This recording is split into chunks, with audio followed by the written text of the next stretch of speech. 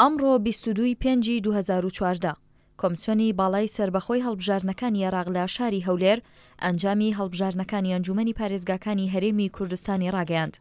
هەندێک لە لایەنەکان نیگەرانن لە ئەنجامەکان و بەشێکیش بە خۆشحاڵیەوە لە بڵاوکردنەوەی ئەنجامەکان دەڕوانن. شۆڕژ ئیسماعیل بەرپرسی دەزگای هەڵبژارنی یەکێتی نیشتیمانی کوردستان لە لێدوانێکیدا بۆ کورسات نیوز وتی ڕاگەیاندنی ئەو ئەنجامانە لەلایەن کۆمیسیۆنی باڵای سربەخۆی هەڵبژارنەکانەوە کە دەزگایەکی ڕەسمیە و تەنها سەرچاوەی باوەڕپێکراوە وەکو یەکێتی بەدەر لە هەر سەرپێچی و کەم و کوڕیەک بە ئەنجامەکان ڕازین و پیرۆزبایی لە خەڵکی کوردستان دەکەین. سەبارەت بەو ناڕزایەتیانەش کە لە نێوان لایەنەکاندا بڵاو دەکرێنەوە لەسەر ئەنجامەکان شۆڕژ ئیسماعیل وتی هەر لایەنێک ئازادە لەوەی چۆن لە ئەنجامەکان دەڕوانێت، هەر لایەنێک ئەگەر سکاڵای هەبێت پێویستە بە بەڵگەی سەلمێنراوە سکاڵا پێشکەش بکەن. لالایەکی دیکەوە ئیسماعیل خوڕماڵی بەرپرسی ناوەندی هەڵبژارنی یەکگرتووی ئیسلامی لە سلێمانی لە لێدوانێکیدا بۆ کورساردنی و زاماژەی بۆ ئەوە کرد ئەوان وەکو یەکگرتووی ئیسلامی کوردستان لە ڕاگەاندنی ئەنجامی پارێزگاکان ڕازینین چونکە پێشبینیان دەکرد کورسیەک زیاتر بهێنن لەو ئەنجامەی کە ڕاگەیەنراوە.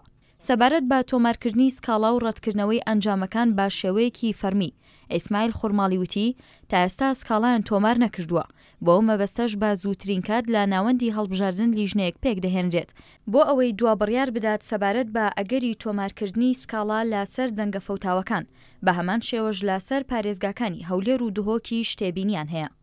بزوتنەوەی گۆڕانی ژێکێکە لەو حیزبانەی نیگەرانە لە ڕاگەاندنی ئەنجامی هەڵبژارنەکان و لەو بارەیەشەوە ئارام شێخ محەممەد ڕێخەری ژووری هەڵبژاردننی بزوتنەوەی گۆڕان ڕاگەاندووە بە پێی ئەو داتانەی لە بەردەستیاندایە دەبوایە گۆڕان لە پارێزگای سلێمانی 376,000 دەنگی بەدەست پێنایە، بەڵام بەپێی ئەنجامی کۆمیسیۆن 359,600 دەنگی هێناوە. وتیشی بە پێی ئەو داتانەی لە بەردەستیاندا بووە دەبووە بزوتنەوەی گۆڕان خاوەنی 13 کورسی ئەنجومەنی پارێزگای سلێمانی بووە، بەڵام بەپێی ئەنجامی کۆمیسیۆن گۆڕان تەنها 12 کورسی بەدەستێناوە.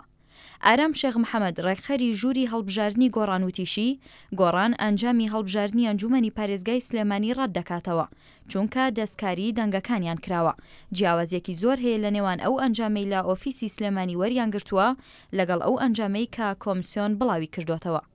هاوکات مەکتەبی سیاسی پارتی دیموکراتی کوردستان بە بۆنەی ڕاگەاندنی ئەنجامی هەڵبژارنەکانی 30 نیسان پەیامێکی بڵاو کردوتەوە. لە بەشێکی پەیامەکەدا ئاماژە بۆ ئەنجامدانی هەڵبژارنەکان و پرۆسەی دەنگدان کراوە کە بە هەڵبژارنێکی شەفاف وەسفی دەکات بێ ئەوەی ئاماژە بە ئەنجامی هەڵبژاردننی ئەنجومەنی پارێزگاکان بدات.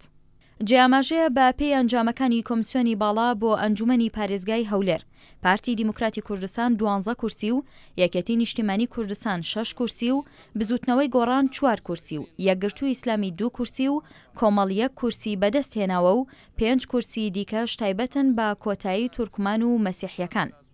بۆ ئەنجومەنی پارێزگای سلێمانی بزوتنەوەی گۆڕان 12 کورسی و یەکێتی نیشتیمانی کوردستان 11 کورسی و پارتی دیموکراتی کوردستان 3 کورسی و کۆمەڵ و یەکگرتووی ئیسلامی کوردستانیش هەر یەکەیان 2 کورسیان بەدەستێناوە.